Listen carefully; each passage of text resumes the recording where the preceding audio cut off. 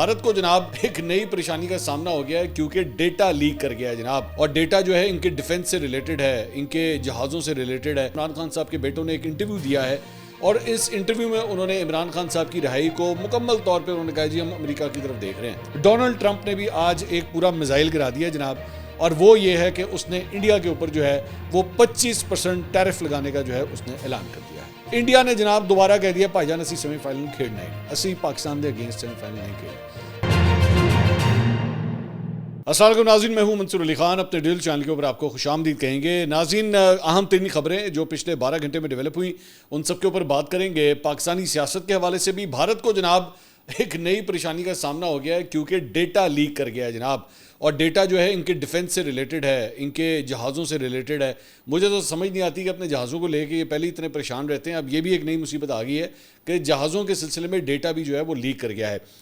یہ معاملہ کیا ہے اس کے بارے میں بات کریں گے. اور پاکستانی سیاست میں جناب عمران خان صاحب کے بیٹوں نے ایک انٹرویو دیا ہے اور اس انٹرویو میں انہوں نے عمران خان صاحب کی رہائی کو مکمل طور پہ انہوں نے کہا جی ہم امریکہ کی طرف دیکھ رہے ہیں.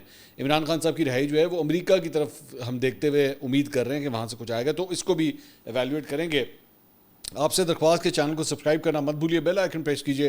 اگر آپ کو ویڈیو پسند آئے اسے لائک اور شیئر ضرور کیجیے گا.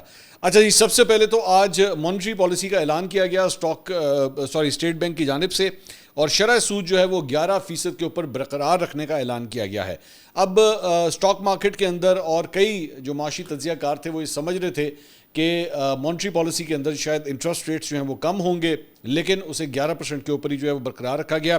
اب اس کی وجہ جو بتائی گئی ہے اس میں یہ کہا گیا ہے کہ جناب مہنگائی کی شرح میں ایکچولی کچھ اضافہ ہوا ہے جس کی وجہ سے یہ انٹرسٹ ریٹس برقرار رکھے گئے ہیں, جبکہ بزنس کمیونٹی نے ایکچولی کہا تھا کہ آپ اس کو سنگل فگر میں لے کر آئیں, یعنی کم از کم 2% جو ہے وہ کم کریں, 11 سے اس کو 9 کے اندر لے کر آئیں. لیکن اسٹیٹ بینک نے اس کے اگینسٹ فیصلہ کیا ہے اور انہوں نے کہا کہ ملک میں اس وقت مہنگائی جو ہے وہ 7.2% ہے, تو اسے کاؤنٹر کرنے کے لیے ضروری ہے کہ انٹرسٹ ریٹ جو ہیں اسے کم نہ کیا جائے. انہوں نے کہا ایکسپورٹ میں اضافہ ہوا ہے, ترسیلات زر 38 ارب ڈالر سے زائد رہی ہیں. گزشتہ مالی سال میں ترسیلات زر تقریباً 30 ارب ڈالرز تھیں, اور اسٹیٹ بینک کے گورنر نے کہا کہ گزشتہ مالی سال میں تمام ادائیگیاں وقت پر کی گئیں. زر مبادلہ کے ذخائر میں گزشتہ مالی سال کے مقابلے میں تقریباً 5 ارب ڈالرز کا اضافہ ہوا ہے. گزشتہ مالی سال میں گروتھ ریٹ 2.7% رہا. رواں مالی سال میں زرعی شعبہ بہتر ہونے سے نمو بڑھے گی. موجودہ مالی سال میں مہنگائی کی شرح 5 سے 7% کے درمیان رہنے کا امکان ہے. تو انہوں نے کہا کہ توانائی کی قیمتوں میں آئندہ بھی اضافے کا امکان ہے, اور معاشی سرگرمیاں بڑھنے سے پیٹرولیم مصنوعات کی درآمدات میں اضافہ ہوا ہے. دوسرا, پیٹرولیم مصنوعات کی جہاں پہ بات ہو رہی ہے تو یہ کہا جا رہا ہے, خبریں آ رہی ہیں کہ شاید پیٹرول اور ڈیزل کی قیمت کے اندر جو ہے وہ کمی واقع ہو. اب ڈان نے یہ رپورٹ کیا ہے کہ آئندہ 15 دن کے لیے ہو سکتا ہے کہ پیٹرول کی قیمت میں 9 روپے اور ڈیزل کی قیمت میں 3 روپے 50 پیسے 3.5 روپے کی جو ہے وہ شاید کمی ہو. لیکن میں ہمیشہ آپ کو یہ کہتا ہوں کہ یہ اسپیکولیٹو باتیں ہیں, اس کے بارے میں کوئی کنفرم بات تب تک نہیں کی جا سکتی جب تک ایکچولی باقاعدہ طور پہ اس کا نوٹیفیکیشن نہیں آ جاتا, منسٹری آف فائنانس کی جانب سے ڈکلیئر نہیں کیا جاتا, تب تک جو ہے وہ ایسا نہیں ہوگا کہ ہم آپ کو بس یہ کہیں کہ جناب یہ پرائس جو ہے وہ کم ہونے لگی ہے. دوسرا, ایکسپریس ٹریبیون میں خبر آئی ہے کہ اسٹیٹ بینک آف پاکستان نے جون 2024 سے اپریل 2025 کے دوران انٹر بینک مارکیٹ سے 7.2 بلین ڈالرز جو ہیں وہ خریدے ہیں. آپ دیکھ رہے ہیں کہ ڈالر کی پرائس جو ہے وہ اوپن مارکیٹ میں کوئی 285-286 روپے جو ہے وہ کوٹ ہو رہی ہے. یہ تقریباً 277-78 کے اوپر اس کی پرائس تھی, تو اس میں 6-7-8 روپے کا جو ہے وہ اضافہ ریسنٹلی جو ہے وہ دیکھا گیا ہے. اب اسپیکولیٹو باتیں جو مارکیٹ میں چل رہی ہیں وہ یہ ہے کہ جناب ہو سکتا ہے یہ 300 بھی کراس کر جائے, کچھ کہہ رہے ہیں نہیں جناب یہ 275 کی طرف واپس آئے گا. سو آئی ڈونٹ نو کہ ایکچولی اس میں ہوتا کیا ہے, لیکن اس کی ایک بہت بڑی وجہ یہ بھی کہی جا رہی ہے کہ جناب ڈالر بائنگ جو ہے وہ اوپن مارکیٹ سے بھی کافی ہوئی ہے. اور ایکسپریس ٹریبیون کی خبر کے مطابق ماہانہ ڈیٹا سے پتہ چلتا ہے کہ 2024 کے آخر میں ڈالر کی خریداری میں تیزی آئی. نومبر میں 1.15 بلین ڈالر کی بلند سطح, اکتوبر میں 1.2 بلین ڈالر, ستمبر میں 946 ملین ڈالر کی خریداری ہوئی, اور 2025 کے آغاز میں سرگرمی میں کمی ہوئی. جنوری میں صرف 154 ملین ڈالر, فروری میں 223 ملین ڈالر, اور مارچ میں 860 ملین ڈالر, اور اپریل میں 473 ملین ڈالر جو ہیں وہ خریدے گئے ہیں. تو ڈالر کا پریشر جو ہے وہ اس وجہ سے بھی, مطلب روپی کے اوپر جو پریشر آ رہا ہے وہ یہ وجہ بھی ہے کہ اوپن مارکیٹ سے ڈالر جو ہے وہ خریدا جا رہا ہے. اس کے ساتھ ساتھ ایک خبر جو ہے وہ کل ARY کے اوپر آئی تھی, اور وہ شوگر سیکٹر کے حوالے سے تھی کہ جناب حکومت جو ہے اسے ڈی ریگولیٹ کرنے کا جو ہے وہ فیصلہ کر رہی ہے. ڈی ریگولیٹ کرنے سے مراد ہے کہ پہلے جو ہے اس کی پرائسنگ کو جو ہے وہ شوگر کی پرائسنگ کو حکومت کنٹرول کر رہی تھی، لیکن اب جو ہے وہ یہ فیصلہ کیا جا رہا ہے کہ اس پہ ہاتھ اٹھا لیا جائے اور اس کی پرائس کو جو ہے فری فلوٹ کر دیا جائے، کمپٹیشن کو اوپن کر دیا جائے، تو تاکہ خود ہی پرائسز جو ہیں وہ آٹومیٹکلی نیچے آ جائیں. اور یہ جو پرائس فکس کی جاتی ہے اس کی وجہ سے کچھ دیر کے بعد جو ہے وہ جو ہمارے ماشاءاللہ شوگر ملز مالکان ہیں جن کے نام ہی پتہ نہیں لگتے ماشاءاللہ یہاں پہ، وہ خود ہی پرائس کو جو ہے وہ مینیپولیٹ کرتے ہیں اور پرائس کو جو ہے وہ اس کے بعد مینیپولیٹ کرنے کے بعد حکومت کے سامنے اپنا کیس پیش کرتے ہیں کہ جناب چینی تو ہمارے پاس وافر مقدار میں موجود ہے، ہمیں اسے ایکسپورٹ کرنے دیں. چینی ہو جاتی ہے ایکسپورٹ، اور ہر سال ہوتا ہے یہ چینی ہو جاتی ہے ایکسپورٹ. جب وہ ایکسپورٹ ہو جاتی ہے تو پتہ لگتا ہے ٹک کر کے یہاں پہ چینی کی پرائسز جناب بڑھ گئی ہیں، اور اس کے بعد حکومت کہتی ہے چلو جی امپورٹ کرو، باہر سے منگاؤ. تو یہ ایکسپورٹ امپورٹ کا دھندا جو ہے ہمارے یہاں پہ چلتا رہتا ہے، اور اسی کے اندر جو ہے اربوں روپے کما لیے جاتے ہیں. تو اب حکومت جو ہے وہ ایک نیا پلان یہ بنا رہی ہے کہ جناب اس کو ڈی ریگولیٹ کر دیا جائے تاکہ پرائسز جو ہے نا انہیں مینٹین کیا جا سکے مارکیٹ کے اندر. اس کے ساتھ ساتھ جناب آج جو ہے وہ روس اور اس کے آس پاس جو دیگر ممالک ہیں ان میں 8.8 شدت کا جو ہے وہ ایک زلزلہ محسوس کیا گیا، اور بڑا ہی خوفناک قسم کا زلزلہ تھا. یہ فوٹیجز آپ جو اسکرین کے اوپر دیکھ رہے ہیں، مطلب اسی سے آپ کو اندازہ ہو سکتا ہے کہ اس کی شدت کتنی زیادہ تھی. تو جیسے یہ ہوا تو اس کے بعد جو امریکہ کا کوسٹل ایریا تھا وہ روس، انڈونیشیا اور جاپان، ان تمام جگہوں کے اوپر جو ہے وہ سونامی الرٹ جو ہے وہ جاری کیا گیا. آخری اطلاعات کے مطابق ان جگہوں کے اوپر جو سونامی آیا بھی وہ تقریباً کوئی 1 سے 1.5 فٹ کا سونامی تھا، اتنا زیادہ وہ نہیں تھا، لیکن کم از کم وہ جو ساحلی پٹی تھی اسے وہاں سے ایویکویٹ کر لیا گیا تاکہ لوگ جو ہیں وہ محفوظ مقامات کے اوپر چلے جائیں. اور اس کے بعد لوگ جو ہیں وہ جب جاپان کے اندر اور مختلف ان ملکوں کے اندر جو فوٹیجز آئیں اس کے مطابق اپنے گھر کی چھتوں کے اوپر یا جس جگہ پہ بھی وہ موجود تھے اس کی چھتوں کے اوپر جا کے انہوں نے پناہ لی. تو ابھی تک کسی بڑے نقصان کی یا کسی کم از کم جانی نقصان کی جو ہے فی الحال رپورٹ نہیں ہے، لیکن ایک یہ واقعہ بھی پیش آیا ہے. سونامی کی جہاں پہ بات آ رہی ہے تو وہاں پہ پاکستان تحریک انصاف کو کس طرح بھولا جا سکتا ہے، ظاہری بات ہے. پاکستانی سیاست میں سونامی کا لفظ جو ہے وہ عمران خان صاحب انٹروڈیوس کرانے والے ہیں کہ جناب سونامی آئے گا. اب اس سونامی کے چکر میں ہوا یہ ہے کہ سونامی تو نہیں آئی لیکن ایک اور لہر آئی ہے، اور اس لہر نے میرے خیال میں پاکستان تحریک انصاف کی پولیٹکس کے لیے جو ہے پرابلمٹک سچویشن کریٹ کی ہے. وہ یہ ہے کہ عمران خان صاحب کے بیٹے قاسم خان نے جب وہ امریکہ میں تھے تو ایک ریئل امریکاز وائس، یہ ایک چینل ہے، اس کو وہاں پہ انہوں نے انٹرویو دیا ہے. اب اس انٹرویو کے اندر انہوں نے جو کچھ کہہ دیا ہے وہ ان کے لیے بہت بڑا پرابلم بن سکتا ہے، پاکستانی سیاست پہ اس کے بڑے اثرات ہو سکتے ہیں. انہوں نے کیا کہا ہے میں آپ کے سامنے رکھ دیتا ہوں، پھر اس کو ذرا اینالائز کرتے ہیں. انہوں نے کہا ہم انہیں یعنی کہ عمران خان صاحب کو جیل سے باہر لانے کے لیے فی الحال اس وقت ہم امریکہ کی طرف دیکھ رہے ہیں. ایکچولی اینکر نے ان سے سوال کیا، انہوں نے پوچھا کہ آپ جو ہے وہ کس کی طرف دیکھ رہے ہیں عمران خان صاحب کی رہائی کے لیے؟ تو انہوں نے کہا کہ جی امریکہ کی طرف ہم دیکھ رہے ہیں. امریکہ میں جو ہے وہ بہت سارے لوگوں کو عمران خان صاحب کی رہائی کے قید کے حوالے سے جو ہے وہ تحفظات ہیں، تو ہم انہی کی طرف دیکھ رہے ہیں امریکہ کی طرف کہ وہاں سے جو ہے وہ کوئی رہائی کے لیے کچھ نہ کچھ ہوگا، اور شاید ان کو باہر نکالنے کا واحد راستہ جو ہے وہ یہی ہے. اب یہ جو سٹیٹمنٹ تھی نا، اس میں 2-4 چیزیں ہیں، اس کو ذرا اینگل کو آپ کو دیکھنے کی ضرورت ہے. پہلی بات تو یہ کہ اس کا مطلب ہے کہ قاسم اور سلیمان جو ہے نا وہ بالکل معصوم ہیں اور ان کو پاکستان کی سیاست کے بارے میں پتہ نہیں ہے. ان کے والد صاحب کو پتہ ہے، ان کے والد صاحب کو پتہ ہے پوری طرح کہ کب امریکہ کے خلاف بات کرنی ہے اور کب امریکہ کے حق میں بات کرنی ہے. لیکن یہاں پہ سچویشن جو ہے نا بہت ڈفرینٹ تھی. ایون تو ظاہری بات ہے ہم تو ویلاگز میں بھی بات کرتے رہے اور پوری دنیا کو نظر آ رہا ہے کہ جناب آپ جا کے امریکہ میں مختلف ریپبلکن سے، مختلف سینیٹر سے اور کانگریس مین سے جو مل رہے ہیں تو آپ یہی چاہتے ہیں کہ امریکہ سے کوئی مدد آئے وہاں سے. تو لیکن پی ٹی آئی کے جب لوگوں کو ہم ٹاک شوز میں جب اس پہ کنفرنٹ کرتے تھے تو وہ کہتے تھے نہیں امریکہ کی مدد نہیں چاہیے ہم تو صرف ان کا کیس ہائی لائٹ کرنے جا رہے ہیں. بابا کیس ہائی لائٹ کرنے آپ ادھر کیوں جا رہے ہیں؟ آپ سنگاپور چلے جائیں، آپ سری لنکا چلے جائیں، آپ مالدیوز چلے جائیں، موریشس چلے جائیں، آپ بنگلہ دیش چلے جائیں، آپ ساؤتھ افریقہ چلے جائیں، آپ بھی امریکہ ہی جاتے ہیں. امریکہ ہی جاتے ہیں کیونکہ آپ کو پتا ہے کہ وہاں سے کچھ ہوگا نا تو پھر یہاں پہ کچھ ہوگا. ٹھیک ہے، لیکن والد صاحب کو پوری طرح پتا تھا، والد صاحب کو پتا تھا میں نے ایبسولوٹلی ناٹ کا نعرہ کب مارنا ہے. والد صاحب کو پوری طرح پتا تھا کہ ہم کوئی غلام ہیں. یاد ہے آپ کو؟ اور آپ صرف وہ ذرا ٹائم یاد کریں، میں آپ سے درخواست کروں گا آپ ذرا وہ ٹائم یاد کریں کہ ایبسولوٹلی ناٹ ہم کوئی غلام ہیں. او لگے نے سارے ماشاءاللہ انہاں دے جیالے اپنی گڈیاں دے پیچھے سٹکر لا رہے نے ہم کوئی غلام ہیں، اور یہ اس کی ویڈیوز ریکارڈ ہو رہی ہیں اور پوری کیمپین چل رہی ہے.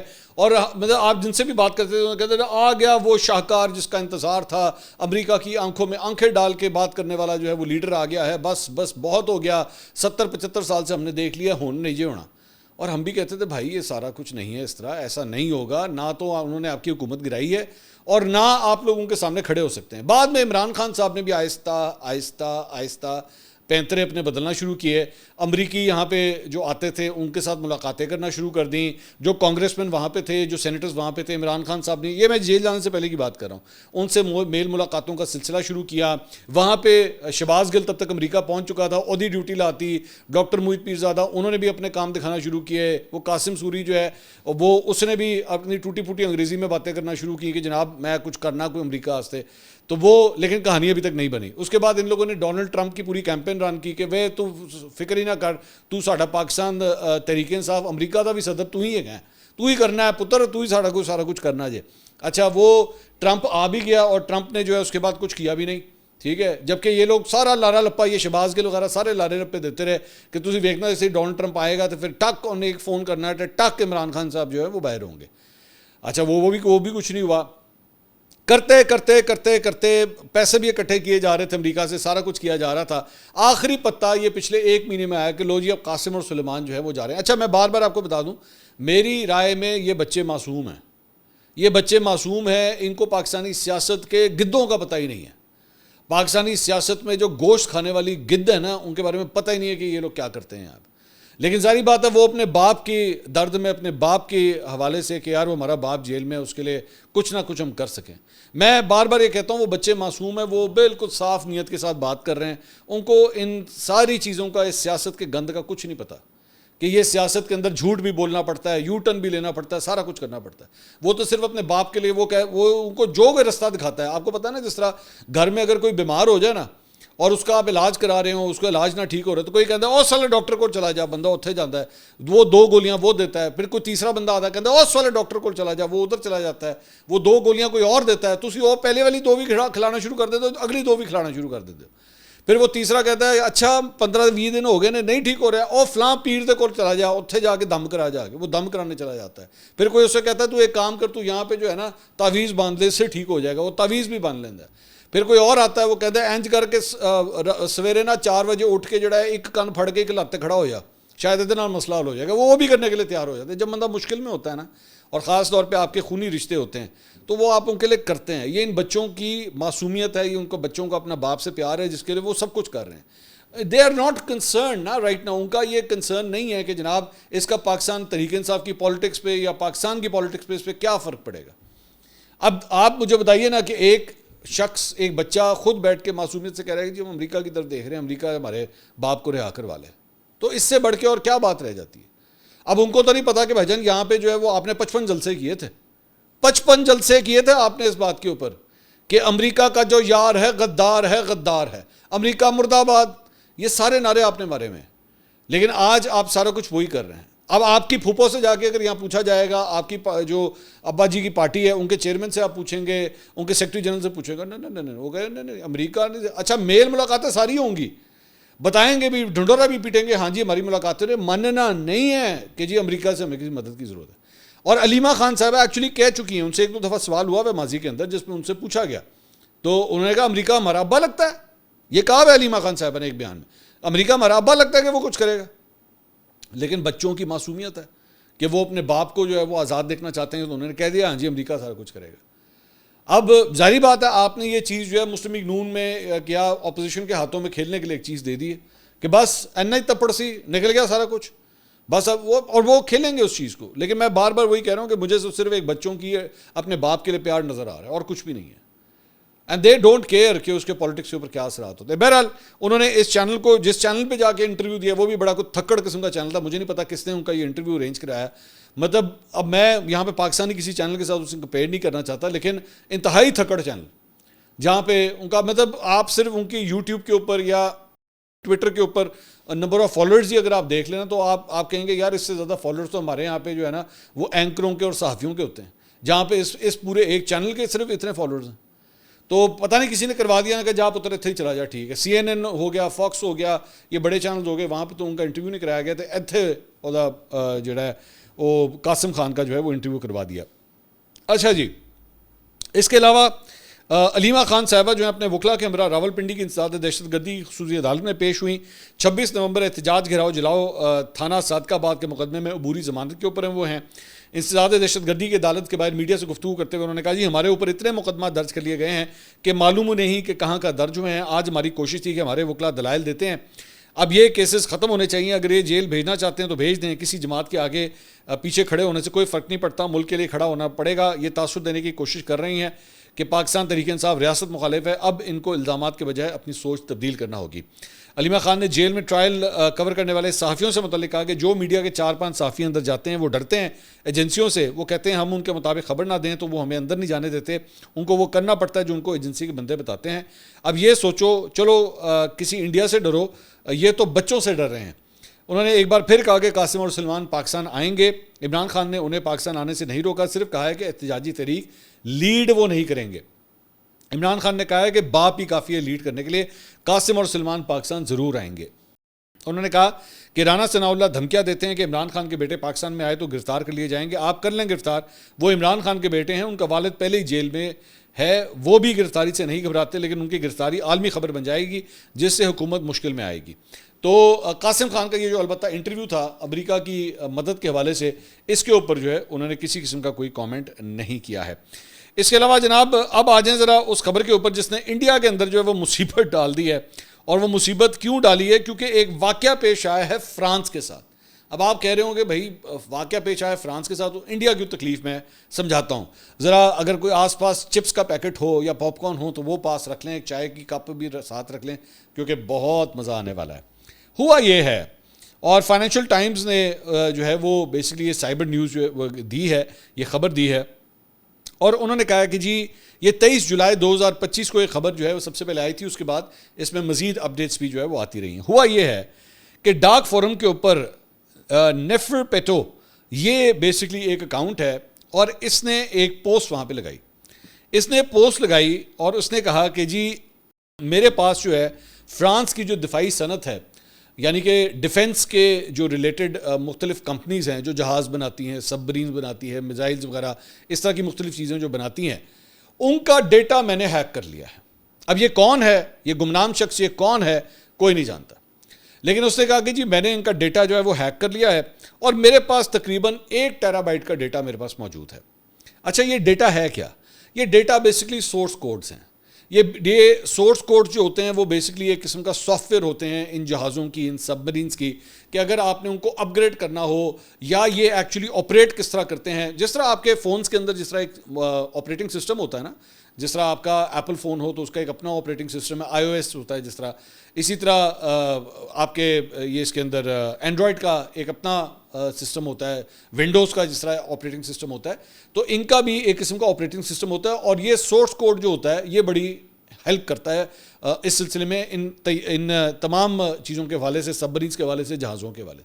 اس نے کہا جی میں نے ڈیٹا ہیک کر لیا ہے اور 1 ٹیرا بائٹ کا میرے پاس ڈیٹا ہے. 3 دن کا میں آپ لوگوں کو ٹائم دے رہا ہوں. کمپنیوں کا اس نے بتایا کہ ان کمپنیوں کا جو ہے میں نے ڈیٹا ہیک کیا ہوا ہے. ان کمپنیوں کو جو ہے وہ میں آپ کو بتا رہا ہوں کہ جناب آپ کو پاس جو ہے وہ میرے ساتھ لیدے کر لیں, بات چیت کر لیں, تو تب تو میں ڈیٹا لیک نہیں کروں گا. اگر لیکن آپ نے نہ کیا تو پھر تاڑی ایسی دی تیسی, پھر تسی دیکھو میں تاڑا کرنا کیا. اچھا اب وہ ہوا یہ کہ اس کے اوپر جناب ڈیٹا جو ہے وہ 3 دن کے اندر کوئی بات نہیں بنی. اب اس کے اندر مختلف تجزیہ کار یہ کہہ رہے ہیں کہ ہو سکتا ہے یہ فائنینشیل ٹرانزیکشنز کی وجہ سے ہو, یا ہو سکتا ہے یہ معاملہ جو ہے وہ شاید کوئی نظریاتی پوائنٹ آف ویو سے ہو, ان کی کوئی ویسے ڈیمانڈز ہوں. مطلب عام طور پہ بلیک میلنگ ٹیکٹکس کے اندر نا کوئی بھی ڈیمانڈ کی جا سکتی ہے, وہ نہیں ہوئی تو اس نے 13 GB کا ڈیٹا جو ہے نا فی الحال لیک کر دیا ہے اس نے. اور وہ 13 GB کا ڈیٹا جو ہے وہ جو دفاعی ماہرین ہیں وہ یہ کہہ رہے ہیں کہ یہ ڈیٹا بالکل جنون لگتا ہے کہ اس کے اندر. اب وہ جو چیزیں ہیں, یہ جو سورس کوڈز ہیں, وہ اس کے اندر رافیل طیارے بھی شامل ہیں. اب رافیل طیارے آپ اچھی طرح میرے خیال میں اب تو آپ جان گئے ہوں گے, اب تو آپ کو دور سے کوئی کہہ رہا ہے رافیل تو آپ کو سمجھ آ جائے گی کہ انڈیا کے وہ جہاز جو ہم نے ٹین کے ڈبے بنا دیے, آپ کو پتہ لگ جائے گا ہم کس چیز کی بات کر رہے ہیں. اس میں اس کا ڈیٹا بھی شامل ہے. اور انڈیا کے اندر پڑ گئی ہے پسوڑی اس بارے میں کہ ہمارے جہاز تو پہلے ہی جو ہے وہ پاکستانی سیٹلائٹس, پاکستانی ریڈارز, پاکستانی میزائلوں کے سامنے بالکل الف ننگے تھے, اگر میں پھر بھی یہ لفظ استعمال کروں. تو اب تو بالکل ہی اگر سارا کچھ ڈیٹا ان لوگوں کا بھی باہر آ گیا تو ساڈے کول بچنا کی ہے. تو پسوڑی پڑی ہوئی ہے پچھلے 4-5 دن کے اندر کہ یہ ہیکر ہے کون. اب ہیکر کو ڈھونڈ رہے ہیں. ہیکر تو ظاہری بات ہے اتنے آرام سے تو نہیں. اگر وہ ان دفاعی اداروں کے اندر جا کے ان کا ڈیٹا چوری کر سکتا ہے تو اپنی شناخت چھپانے کے اندر بھی کوئی بہت بڑا ماسٹر ہے جس کے بارے میں پتہ نہیں لگ رہا. لیکن انڈیا کے لیے صرف یہ پرابلم نہیں ہے. ڈونلڈ ٹرمپ نے بھی آج ایک پورا میزائل گرا دیا جناب, اور وہ یہ ہے کہ اس نے انڈیا کے اوپر جو ہے وہ 25% ٹیرف لگانے کا جو ہے اس نے اعلان کر دیا ہے. اور 25% ٹیرف پہلے جو ایکچولی جب ٹیرف کی لسٹ جو ہے وہ اناؤنس ہوئی تھی تو وہ 26% تھا. انڈیا کے اوپر جو ہے وہ 26% کا ٹیرف لگا ہوا تھا, اس کو اس نے صرف 1% کم کیا ہے. They would not be happy, India would not be happy کہ یہ ڈونلڈ ٹرمپ نے ہمارے ساتھ کیا ہے. اور میرا خیال میں اس 25 یا 26 سے کئی دفعہ زیادہ تو وہ ویسے ہی کہہ چکا ہے کہ میں نے جنگ رکوائی ہے. وہ تو اب تقریباً 29-30 دفعہ ہو چکا ہے. تو اور ڈونلڈ ٹرمپ کے حوالے سے نریندر مودی بھی جو ہے وہ چونکہ بار بار انڈین میڈیا بھی اور نریندر مودی بھی جو ہے وہ اس کو ایکسیپٹ کرنے سے انکاری تھے, تو ڈونلڈ ٹرمپ نے جناب 25% کا ٹیرف جو ہے وہ انڈیا کے اوپر لگا دیا ہے. بڑی دیر سے اس کے اوپر لہدے ہو رہی تھی, گفتگو ہو رہی تھی, نیگوشیشنز ہو رہی تھی, لیکن کہانی جو ہے وہ سیٹ نہیں ہو سکی اور الٹیمیٹلی جو ہے وہ یہ ہوا ہے. دوسرا ایک اور خبر جو ہے وہ یہ ہے کہ جناب world champion ship of legends league, جو ہمارے ریٹائرڈ لیجنڈز ہیں کرکٹ کے, ان کی جو ایک کرکٹ لیگ ہو رہی تھی یو کے اندر, اس میں سیمی فائنل جو ہے وہ انڈیا اور پاکستان کا جوڑ وہاں پہ پڑ گیا. اب اس کے جو لیگ میچ کے اندر انڈیا نے پاکستان کے خلاف کھیلنے سے انکار کر دیا تھا, تو لیکن اب اس کے باوجود سیمی فائنل کے اندر جو ہیں وہ دونوں آمنے سامنے آئے. انڈیا نے جناب دوبارہ کہہ دیا بھائی جان اسی سیمی فائنل کھیلنا ہی نہیں, اسی پاکستان دے اگینسٹ سیمی فائنل نہیں کھیلنا. تو بہت خوشی کی خبر ہے پاکستان کے لیے کہ یہ ویسے ہی دم دبا کے بھاگ گئے. ایشیا کپ میں کھیلنے کے لیے تیار ہیں, مطلب ان کی ٹیم وہاں پہ کھیلنے کے لیے تیار ہے, ایتھے کے اندر اسی نہیں کھیلنا. تو اور اس کی وجہ ایکچولی ان کے اوپر یہ تنقید ہو رہی تھی کہ ایشیا کپ کے اندر کھیل رہے ہو تو یہاں کیوں نہیں کھیلا. اب یہ یہاں پہ پرابلم میں پھنس گئے. انہوں نے کہا اب اگر کھیلتے ہیں تو جوتیاں پڑتی ہیں, نہیں کھیلتے تو سیمی فائنل ہاتھ سے جاتا ہے. تو اب جناب انڈیا نے یہ فیصلہ کیا ہے کہ ہم پاکستان کے خلاف یہ سیمی فائنل نہیں کھیلیں. آپ کا بہت بہت شکریہ, آپ کا بہت میں اس کو آپ کے 7ویں جہاز گرنے کے مترادف سمجھوں گا. 6 اسی پہلے تاڑے گرائے سن, 7واں بھی تاڑا ڈگ گیا. بہت شکریہ, آپ نے ہمیں فائنل تک جو ہے بڑے آرام سے ہمیں جو ہے وہ آپ نے جگہ دے دی. بہت بہت شکریہ آپ کا. اگلی ویڈیو میں آپ سے دوبارہ ملاقات ہوگی. اللہ حافظ.